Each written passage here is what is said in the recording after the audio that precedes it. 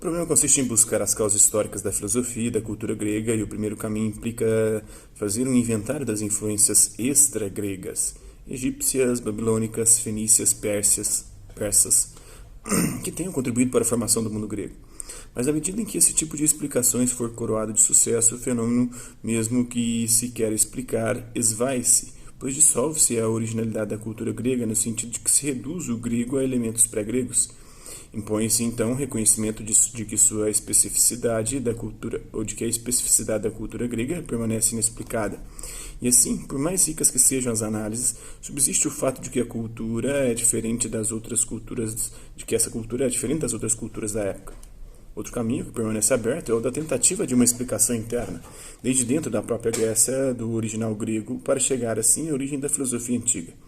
As análises aqui se enriquecem e podem ser conduzidas pelos mais diversos pontos de vista, filológico, literário, religioso, artístico, econômico, político.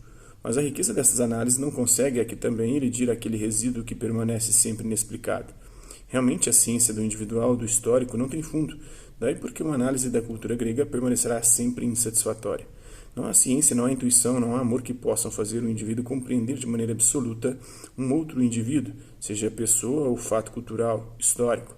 A asserção de Heráclito é rigorosamente válida. Mesmo percorrendo todos os caminhos, jamais encontrará os limites da alma. Tão profundo é o seu logos, é a sua razão, é a sua linguagem, né?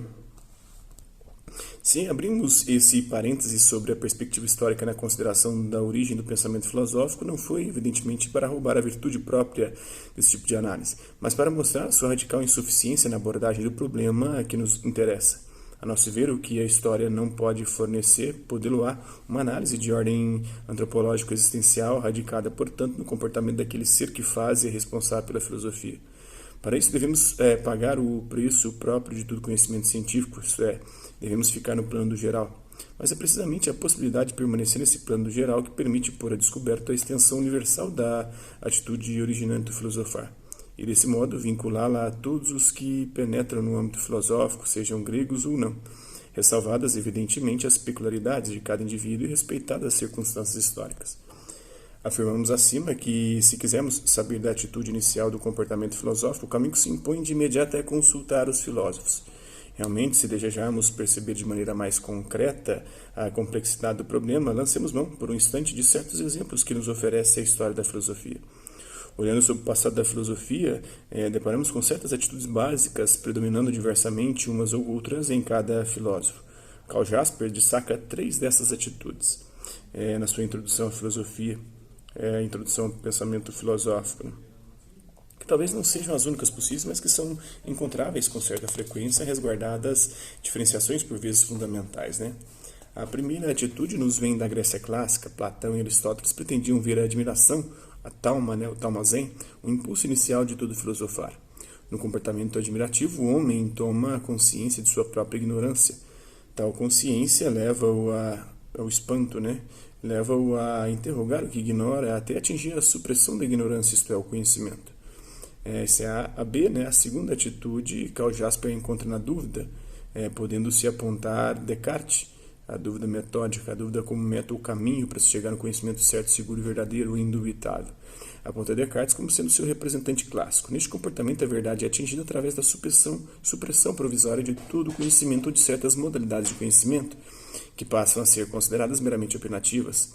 A distinção grega entre doxa, opinião, e episteme, o conhecimento científico, tem a mesma raiz. A dúvida metódica aguça o espírito crítico próprio da vida filosófica e nisso reside a sua eficácia.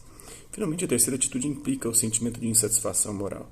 Se em seu comportamento usual encontramos o homem absorvido no mundo que o cerca, a filosofia se impõe como tarefa a partir do momento em que esse homem cotidiano cai em si e pergunta pelo sentido de sua própria existência. O mundo exterior é abandonado em consequência de um sentido de insatisfação, levando o homem a tomar consciência de sua própria miséria. Assim, Epiteto, por exemplo, quando escreve: o princípio da filosofia para aqueles que se dedicam a esta ciência como deve ser é a consciência de sua própria fraqueza, de sua própria fragilidade, limitação, de sua impotência nas coisas necessárias. Está nos entretenimentos, as belas cartas. Então é isso aí, espero que vocês tenham gostado do vídeo. Quem curtiu, dá um like, quem não curtiu, dá um dislike. Hasta lá, vista, até a próxima.